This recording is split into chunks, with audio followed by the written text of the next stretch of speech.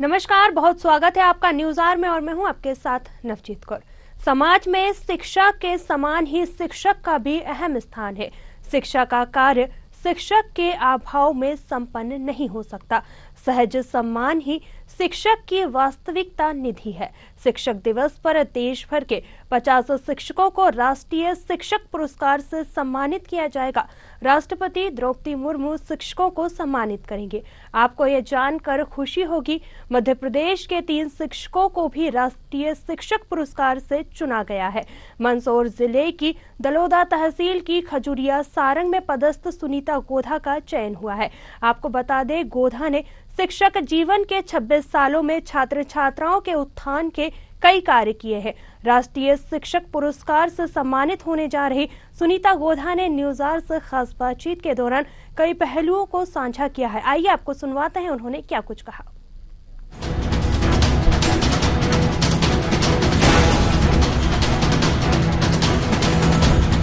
5 सितंबर को शिक्षक दिवस के मौके पर मंदसौर की सुनीता गोधा को राष्ट्रपति सम्मान से सम्मानित किया जाएगा। ये सम्मान शिक्षा के क्षेत्र में उत्कृष्ट योगदान के लिए दिया जाएगा। हमारे साथ सुनीता गोधा जी मौजूद हैं मंदसौर।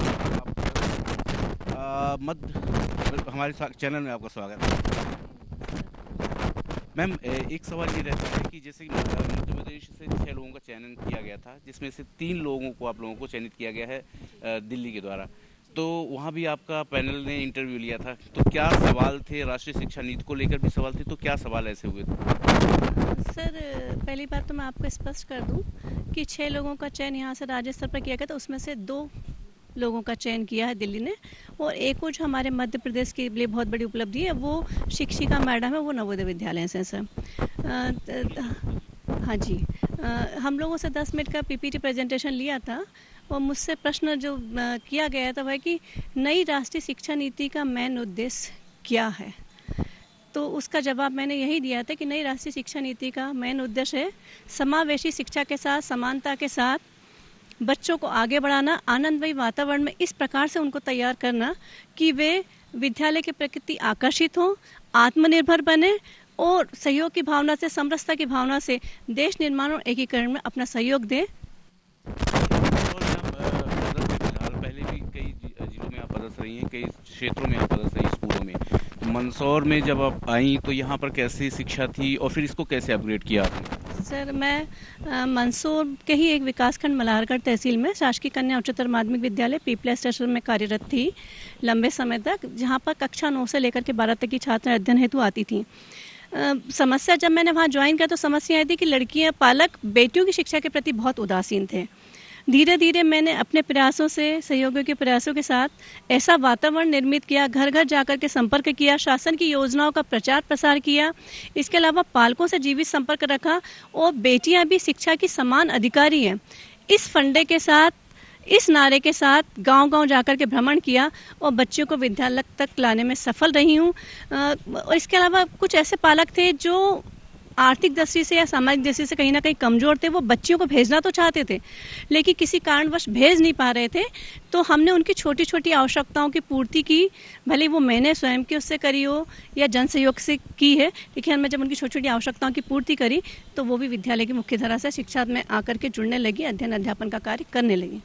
आपने एक और विशेष बात रही है कि आपने आनंदम वातावरण में शिक्षा देने का प्रयास किया, प्रैक्टिकल नॉलेज की तरफ ज़्यादा ध्यान दें, क्योंकि बौद्धिक और शारीरिक उत्थान भी होना चाहिए छात्रों का। वो कैसे है, वो क्या है, जरा बताएंगे? आनंदमय वातावरण एक किताबी ज्ञान होता है सर, जिसको बच्चा पढ़ता है, लेकिन अभी नई राष्ट्रीय शिक्षा नीति के तहत यह महसूस किया गया कि किताबी ज्ञान से कहीं ना कहीं बच्चे थोड़ा सा बोर हो जाते हैं, थोड़ा सा हट जाते हैं। तो अब विद्यालय का या कक्षा का वातावरण ऐसा निर्मित किया जाए कि बच्चे आनंदमय वातावरण से सीखे, जीवन के अनुभवों से आगे होकर के कुछ सीखें, उनमें नैतिक मूल्यों का विकास करना हमारा सर्वोपरि है। नई राष्ट्रीय शिक्षा नीति का मूल उद्देश्य भी है कि नैतिक मूल्यों का हमको ज़्यादा से ज़्यादा बच्चों में विकास करना है और कक्षा 6ठी से हमें उन्हें आत्मनिर्भर बनाना है। गांव में ही, जहां पर मेरी पोस्टिंग है, गांव में मेरा मानना है कि गांव में भी रोजगार के बहुत अवसर उपलब्ध हैं। हमें ज़रूरत है बच्चों को इस तरफ खड़ा करने की, उनकी सोच विकसित करने के लिए कि हमें दूसरी जगह नहीं भागना है। अपने इस जमीन से जुड़ करके अगर हम काम करेंगे तो ज़्यादा बेहतर परिणाम निकाल पाएंगे और हम राष्ट्र निर्माण में योगदान दे पाएंगे। सर, ग्रामीण प्रवेश की निर्धन प्रतिभावान छात्रा अध्ययन हेतु आती थी, जिनके पालक खेतीहर मजदूर थे, जो खेती में 200 या 300 रुपए की दानगी करते थे, और इसी वजह से वो नहीं चाहते थे कि उनकी बेटियां स्कूल पढ़ना है, क्योंकि छोटे भाई बहनों को उनको संभालना होता था। तो एक तो सर मैंने यह किया कि जब वो बच्चियां मतलब पालकों का कहना था कि अगर वो लड़कियां स्कूल चली जाएंगी तो छोटे भाई बहनों को कौन संभालेगा, तो मैंने यह निर्णय लिया कि भाई ठीक है, तुम आओ, छोटे भाई बहनों को भी हमारे भेजो, उन्हें हम संभालेंगे। तो हम लोग उनको संभालते थे। तो इससे क्या बच्चों की आने की निरंतरता बढ़ी। दूसरी बात क्या है कि सर पालकों को थोड़ा सा वक्त लगा समझाने में, लेकिन ये लगा पहले बच्चों की पूरी सुरक्षा भी हमने सुनिश्चित करी, क्योंकि 10-12 किलोमीटर से बच्चियां अगर आ रही हैं तो उनकी सुरक्षा होना बहुत ज़रूरी है। सीसीटीवी कैमरे लगवाए, जन सहयोग से सुरक्षा सुनिश्चित करी। तो धीरे धीरे विश्वास बढ़ता चला गया पालकों का, और मैं शुक्रगुजार हूँ मेरे अधिकारियों का, विभाग के, जिन्होंने मेरे ऊपर पूर्ण विश्वास जमाया, पालकों का, गाँव वासियों का, ग्रामीण की, उन्होंने मेरे को भरपूर सहयोग दिया, और ये सब काम मैंने विद्यालय समय के अतिरिक्त समय में किया। सर सीएम राइज स्कूल चल रही हैं, इनसे कहीं ना कहीं स्कूल में शिक्षा का स्तर तो बढ़ेगा और नई शिक्षा नीति को लेकर भी बढ़ेगा, लेकिन सवाल यहाँ खड़ा होता है कि ड्रॉप आउट को आप कैसे कम कर सकते हैं? मतलब आपके हिसाब से कैसे ड्रॉप आउट, जो बच्चों का अभी भी देखा गया है गांव में, ग्रामीणों में दूर दूर स्कूल बने हैं जहाँ जाने से लोग डरते हैं और ड्रॉप आउट रेट बढ़े हैं। हालांकि कई सरकार ने योजनाएं चलाई जिसके बाद ड्रॉप आउट घटा है, लेकिन तब भी अभी देखा जा रहा है कि तो ड्रॉप आउट को कैसे घटाया जा सकता है? राष्ट्रीय शिक्षा नीति का भी मूल उद्देश्य यही है कि हमें 100% नामांकन के लक्ष्य को प्राप्त करना है। तो मुझे तो ऐसा लगता है कि ड्रॉप आउट रेट कम हुआ है सर, ड्रॉप आउट बच्चे कम हुए हैं, और मुझे लग रहा है कि अभी आने वाले 1 साल में ऐसा लगता है कि ड्रॉप आउट टोटली कम हो जाएगा। सर बच्चों के लिए शासन द्वारा बहुत सारी योजनाएं संचालित की गई, विशेष करके छात्राओं के हित में बहुत सारी योजनाएं संचालित की जा रही हैं, जिसकी वजह से मेरा मूल उद्देश्य भी यही है कि मैं गांव-गांव जाकर के शासन की जो योजनाएं हैं छात्रों के हित में संचालित की गई, उनका मैं भरपूर प्रचार प्रसार करती हूँ। सुबह समय से पहले पहुंच जाती हूँ, शाम को फ्री होने के बाद स्कूल समय के पश्चात में पालकों से निरंतर संपर्क में रहती हूँ। कोशिश रहती है कि कैसे भी पालक विद्यालय ले आए, फिर समस्त जवाबदारी मेरी अपनी होती है, मैं उनको अपने हिसाब से हैंडल करती हूँ। आवश्यकता पड़ने में रात्रि में जाकर के पढ़ाई का कार्य भी करवा लेते हैं। भी जानना चाहते हैं कि अगर आप छात्रों को इतना प्रमोट कर रही, छात्राओं को इतना प्रमोट कर रही स्कूल में, तो आपका प्रारंभिक जीवन कैसा रहा, फिर क्या कैसे आगे बढ़ी, आप शिक्षिका बनने का लक्ष्य पर? शुक्रगुजार हूँ। मेरा ज़्यादातर जो अध्ययन अध्यापन का कार्य हुआ है रानी दुर्गावती विश्वविद्यालय से मैंने PhD किया है हिस्ट्री में। उसके पश्चात जब मैं शादी होकर के मंसूर आई, मैं आकाशवाणी में भी जॉब करती थी, युवाणी कंपेयरिंग करती थी। फिर जब मैं शादी होकर के मंसूर आई तो कुछ समय पश्चात ही मैंने जॉब स्वीकार कर लिया था, क्योंकि मुझे फैमिली का बहुत सपोर्ट था। मेरी खुद की एक बेटी है, डॉक्टर है वो, और परिवार का बहुत सपोर्ट मिलता है, मेरे पति का बहुत सपोर्ट मिलता है। इसके साथ साथ मेरे विद्यालय के जो मेरे साथी हैं उनका भी मुझे भरपूर सहयोग मिलता है, सपोर्ट मिलता है, जिसकी वजह से हम हमारी संस्था को बेहतर संस्था बना पाए। और संस्था कोई नहीं, संपूर्ण जिले को आनंद सभा में शासकीय और अशासकीय समस्त विद्यालयों में जाकर के अपनी स्वेच्छा से आनंद सभा का आयोजन करती हूँ बच्चों के हित में, कि तनाव मुक्त होकर के अध्ययन अध्यापन का कार्य करें। बाकी सब परमपिता परमेश्वर पे छोड़ दीजिएगा, क्योंकि हमको बच्चों को बड़ा नहीं सफल बनाना है, और ये हमारी राष्ट्रीय शिक्षा नीति का उद्देश्य भी है। आपको जो पहली बार सम्मानित किया राज्यपाल आनंदीबेन पटेल ने सम्मानित किया, वो भी महिला राज्यपाल थी मध्य प्रदेश की।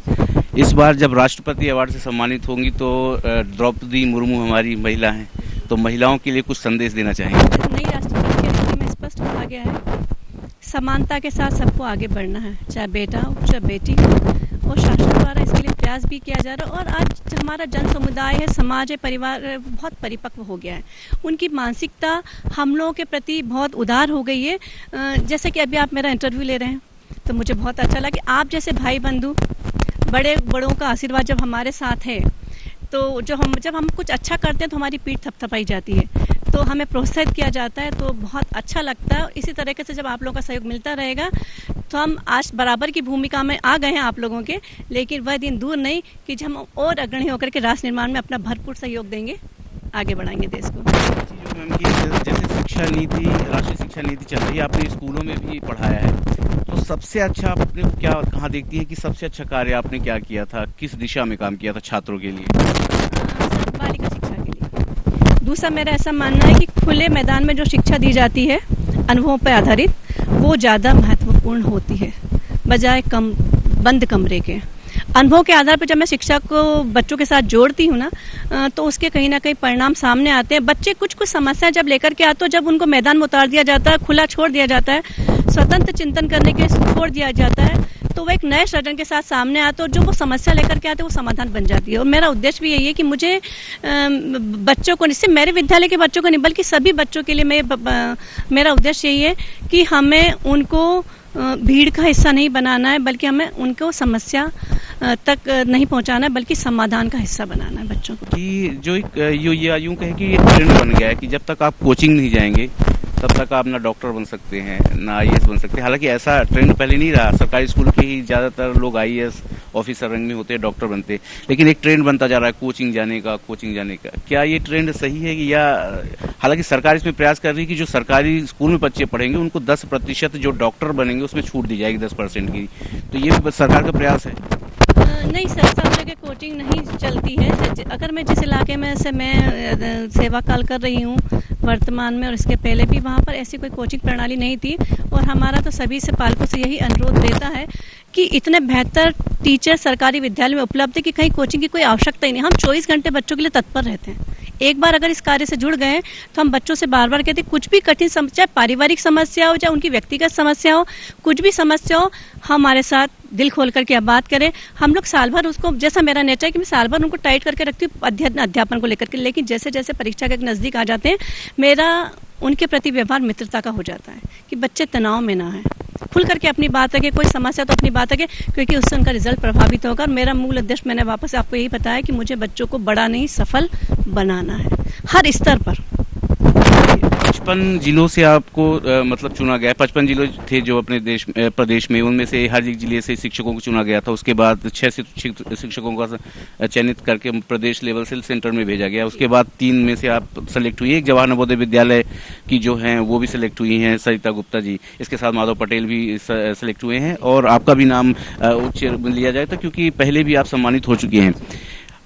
ये मेरा ये कहना था कि अगर एक संदेश देना चाहेंगी अभिभावकों को, क्योंकि अगर छात्रों का ड्रॉप आउट घट भी रहा है, मान लीजिए थोड़ा भी घटा है अभी, तो अगर 100% घटाना है तो अभिभावकों का मेन रोल रहता है। तो ऐसा अभिभावकों को क्या संदेश देना चाहेंगे कि अभिभावक अपने जो बच्चे हैं उनको स्कूल तक भेजें और उनकी शिक्षा दीक्षा हो, क्योंकि वही बड़ी कठिनाइयां होती है अभिभावकों के सामने भी कि क्या करें। पेरेंट्स सोचते हैं कि कैसे भेजा जाए, उनके सामने भी आर्थिक या हो या सामाजिक हो या डिस्टेंस की भी दूरी रहती, तो अभिभावकों से क्या आपका संदेश रहेगा? डिस्टेंस की जहाँ तक बात है सर, डिस्टेंस अब ज़्यादा नहीं रहा है। 2, 5, 10, 7 किलोमीटर कोई मायने नहीं रखते हैं, क्योंकि हमारे बड़े बुजुर्ग तो 15-15 किलोमीटर जाते थे। सुरक्षा की जहाँ तक बात है, अब स्कूलों में बहुत बेहतर व्यवस्थाएं की गई हैं और मेरा तो ऐसा मानना है कि हमारे पास जो संसाधन है उन्हीं संसाधनों से हमको कमल खिलाना है। हमें किसी पर आश्रित नहीं होना है। जो उपलब्ध संसाधन है उससे हम बेहतर से बेहतर शिक्षा देने का प्रयास करते हैं। और पालकों से मेरा ये अनुरोध है कि बेटा बेटी दोनों समान है। विशेष करके मैं चाहूँगी कि बालिका शिक्षा हेतु आप लोग सब आगे होकर के आगे आएँ, क्योंकि बालिका शिक्षा है सर्वोपरि है। आजकल ऑफलाइन और ऑनलाइन शिक्षा दोनों अवेलेबल है, तो आज के पहले जिन चीज़ों से हम बच्चों को पहले दूर रखते थे, मोबाइल, लैपटॉप, ये की इलेक्ट्रॉनिक गैजेट है जिनकी अगर आदत न पड़े, आज वो मजबूरी बनते जा रहे हैं कि इन्हीं की यूज करके बच्चे पढ़ते हैं और आगे भी बढ़ते हैं। कुछ इसका साइड इफेक्ट भी आता है, लूपहोल्स, हर चीज़ के कौन से कौन होते हैं। कि आपके विचार इसमें क्या है? सर, ऑनलाइन हो चाहे ऑफलाइन शिक्षा दोनों ही बहुत महत्वपूर्ण है, लेकिन मैं आमने सामने बैठ कर के जो शिक्षा देने की बात करती हूँ वो ज़्यादा मेरे लिए लगता है बच्चों के हित में सफल रहेगी। क्योंकि जब आमने सामने बैठते हैं तो हम बच्चों के चेहरे अच्छे से देख पाते हैं, उनके मन में क्या चल रहा है वह देख पाते हैं, और जब हम उनसे अपनत्व होकर के बातचीत करते हैं तो वो दिल खोल करके अपनी बात हमसे करते हैं, बहुत सारी समस्याओं का समाधान हो जाता है। बहुत बहुत बधाई आपको। राष्ट्रपति सम्मान से 5 सितंबर को गौरवान्वित करने वाला दिन रहेगा मध्य प्रदेश को। बहुत बहुत शुक्रिया। राष्ट्रीय शिक्षक सम्मान दिल्ली में राष्ट्रपति भवन में आयोजित किया जाएगा, जिसमें राष्ट्रपति द्रौपदी मुर्मू हमारे प्रदेश की 2 शिक्षिकाओं और 1 शिक्षक को सम्मानित करेंगी। कैमरा मुकेश के साथ सत्यम शर्मा, न्यूज़ आवर भोपाल।